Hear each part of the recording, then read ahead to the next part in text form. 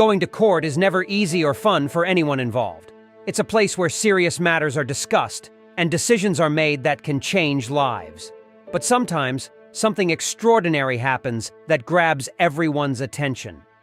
In today's video, we'll take a look at some of the most dramatic moments ever witnessed in a courtroom. So, without further talk, let's dive right into the first case. In a child rape trial in Las Vegas, a judge got really angry at someone who might become a juror. This happened when the judge threw a pocket-sized U.S. Constitution against the wall. The judge's name is Richard Scotti. Because of this incident, the Nevada Supreme Court decided on days after that the person accused, Yossi, should not have been found guilty and given a life sentence. According to court records, the judge got angry at a potential juror. This juror said she couldn't be fair to Azucena because she works as a nurse and deals with child abuse cases. No, listen.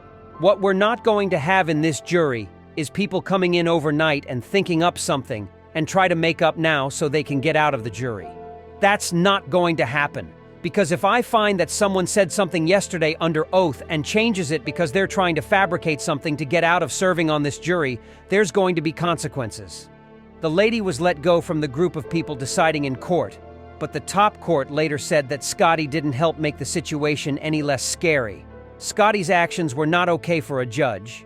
They said it might have made others afraid to talk honestly about their own prejudices, and they weren't sure if a fair group of people was chosen for the job. Azucena was found guilty of committing 25 serious crimes and 5 very serious misdemeanors, including sexual assault of a minor under 14, first-degree kidnapping. Scotti reacted to the decision while he was at the Regional Justice Center. First and foremost, I regret what happened, obviously, the judge said. Despite that incident, I do have tremendous respect for our jury system and all of our jurors and our potential jurors. Do you think the judge overreacted in this situation? Let's go on with a woman that faces charges after attacking the judge in family court. This case went viral on all social media platforms. Nobody saw this coming in that moment. Let's see how it came to this point. A woman from Kentucky got into trouble with the law again. This time, she attacked a judge in family court. The judge, named Jennifer Edwards, was dealing with a complaint about domestic violence. Melissa Hardwick's husband had filed it against her. During the hearing, something unexpected happened. Hardwick was given a 10-day sentence. This made her so angry that she jumped across the bench towards the judge. Security quickly intervened to control the situation. A security camera recorded what happened when Hardwick's husband talked about why he filed a legal order, but then Hardwick interrupted. Even when the judge told her to stop, she wouldn't listen. The judge warned her that she could get in trouble for not following the order. Then Judge Edwards made a decision, and the woman got really upset. She jumped over the bench. 3 security officers had to take her down. Luckily, the judge wasn't hurt, but Hardwick got some scratches on her face. Adam Dodson, a court security officer, assisted in controlling the woman during the incident. He mentioned that he had only encountered such situations during his training sessions. Dodson, who has been working at the court for 3.5 years, expressed that it was the most serious incident he had experienced there. The woman, named Hardwick, was given a 120-day jail sentence for showing contempt of court during the incident. She is accused of scaring someone, trying to scare someone involved in the law, and not cooperating when the police arrested her. She has to pay $25,000 to get out of jail. Judge Edwards decided that even after what happened, the order to protect against violence from Hardwick's husband stays in place. Do you agree with the charges for this kind of action towards a judge in court? In the courtroom, some of the most intense moments happen when a murderer shows no remorse for their terrible actions. Imagine families sitting there having to face the person who took away their loved ones. It's like a heavy weight on everyone's shoulder. In next courtroom moment, a man named Isaiah Gardenhire caused the deaths of 3 people in 2021. Among them were a couple from Lansing. Now he's going to spend a very long time in prison. Isaiah Gardenhire got his punishment. He's going to be in prison for 50 to 125 years. This is because he shot Harley Owens, who was 39 years old, and his girlfriend, Kelsey Kuhn Lennon, who was 29 years old. There's not really any other way to say this. Mr. Gardenhire is an unapologetic murderer. "He deserves to spend the rest of his days behind bars," said Andrew Stevens, an assistant prosecutor in Ingham County. "That is where he should stay for the rest of his life." According to the police, Owens and Kuhn Lennon got shot on April 28th, but nobody found them until May 1st. They were discovered dead in a house on Baker Street in Lansing. During his sentencing hearing, Gardenhire, who admitted to 2 counts of second-degree murder, didn't speak. His lawyer, Keith Watson, mentioned that Gardenhire has admitted his guilt and is taking responsibility for what he did. Ingham County Circuit Court Judge Joyce Dragonchuk said these 2 homicides have deeply hurt many people. "This is absolutely horrific, and I have few words that could ever express how horrific this is," Dragonchuk said before handing down Gardenhire's sentence. "There's no justification. No rational human being could ever justify this." Do you agree with the verdict of the judge in this case? Write it in the comment section down below. In our society, it's important for all of us to support and take care of pregnant women. The recent court case highlights how some people don't value the lives of both the mother and the unborn child. Thomas is 17 years old. Back when he was 16, at summertime, he did a very bad thing. He admitted to the court that he killed Sharon Staples, who was 34 years old. She was pregnant at the time, so the baby she was carrying also died because of what Thomas did. Thomas has done a lot of bad things when he was younger, and he was supposed to be kept in check by the authorities or be watched at home. But mistakes made by the Department of Corrections meant he wasn't supervised for many hours every day. The judge, David Borowski, said the department did a really bad job in this situation. But he also said it's partly Thomas's family's fault for not stopping him from joining a gang, wandering around the streets, using drugs and alcohol, and not following the rules given to him by the court before. "Mr. Thomas was not raised well," Borowski said. "That is the fault of the parents." Around 24 people from Thomas's family and friends went to the sentencing on Friday. During the hearing, 4 of them left angrily at different times. Towards the end, things got out of hand, and one person ended up being taken by the authorities. The incident began when Jimmy Scales was driving a stolen minivan. Thomas and Malik Merchant, who were with him, spotted Staples and her son in a certain area.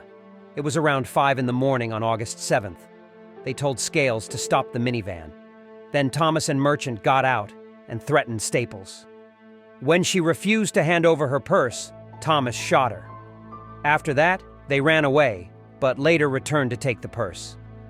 Meanwhile, Staples' 13-year-old son was trying to get help from people nearby. Scales, who was 18 years old, admitted to felony murder. He was sentenced to 25 years in prison just last month. Borowski said he didn't think a sentence of 35 years, which was for killing Staples and her unborn child, or even a longer one, would mean a life term. He pointed out that the defendants drove back to where Staples was dying just to steal her purse. This, he said, showed they had no conscience. Thomas said sorry to Staples' family, and his mother also apologized in court, crying. After the hearing, Thomas, who was in chains, made a move that made deputies tackle him. This caused an uproar from his family, drawing more deputies to the courtroom where 9 were already watching. What are your thoughts on the teens doing such a horrible act? What do you think about the verdict? This following case is really unusual because it made the judge rage in court. The judge even taped the man's mouth shut. Franklin Williams is a 32-year-old from Ohio. When he was in court for his sentencing, he was speaking a lot. The judge, John Russo, didn't like that he was talking so much. He told 6 officers to put red tape over Williams' mouth. Many people saw what happened because a video of it spread quickly online. After realizing his mistake, the judge said sorry and decided not to be involved in the case anymore. As a judge and lawyer, I've spent my career with the bench, public, community groups, and bar associations promoting confidence in the justice system. I am concerned that the hearing last week eroded the trust I have worked so diligently with others to build, Judge John Russo said in a statement read in court. In retrospect, while there is legal precedent for gagging a defendant to keep order in a court, I apologize for taking that action last week. The Ohio Supreme Court is going to choose a different judge to decide what punishment Franklin Williams should get. He's 32 years old and has been found guilty in the Cuyahoga County Court of Common Pleas. The charges against him include aggravated robbery, and kidnapping. The previous judge, Russo, gave Williams a sentence of 24 years in prison. Williams could have gotten up to 134 years in prison, the judge mentioned during the sentencing. According to news, when Williams left the courtroom on Monday after Russo stepped down, he shouted, "I have the right to speak freely. You can't silence me. Freedom of speech." During the sentencing hearing, there's a video where Russo keeps telling Williams to be quiet many times, but Williams kept trying to talk anyway. "I am going to hear from your lawyers, and that means zip it," Russo told Williams at one point. "But you're not letting me tell you what's going on," Williams replied. "That means zip it right now. Does that make sense?" Russo said. "No, it doesn't," Williams said. During the hearing, Williams spoke up again before 5 deputies came over and covered his mouth with red tape. He said, "I can't talk the way I want to. He's stopping me from speaking freely. Right now, he's gagging me by putting tape over my mouth." Williams told Fox after the hearing that he felt humiliated by the experience. "And I was so concerned about if my children seen this and my family seen this. I feel that my constitutional right of freedom of speech has been violated," Williams told the media. Next case shows Daniel Villegas, who was wrongfully convicted, found not guilty in his 3rd trial. With that, Daniel cries tears of joy. A group of 12 people, 7 women and 5 men, spent about 9 hours thinking carefully about a decision. They began discussing on Thursday evening and continued until most of the day. Finally, they agreed on what they thought was right. This decision marked the end of a story that lasted 25 years. It involved 3 trials and many attempts to change the outcome. "I am thankful for Daniel and his family," Villegas lawyer Joe Spencer said. "I can't even imagine what that young man and his family have been dealing with for a quarter of a century." Villegas cried as he waited for the news, and when it came, he fell to his knees. His family and friends, who were all there in the courtroom, cheered loudly. Judge Sam Medrano dismissed the jury, and Villegas and his family embraced each other before hurrying to the elevator. They only said that they were thrilled and overjoyed with the decision. After that, Villegas and his family went to church to pray.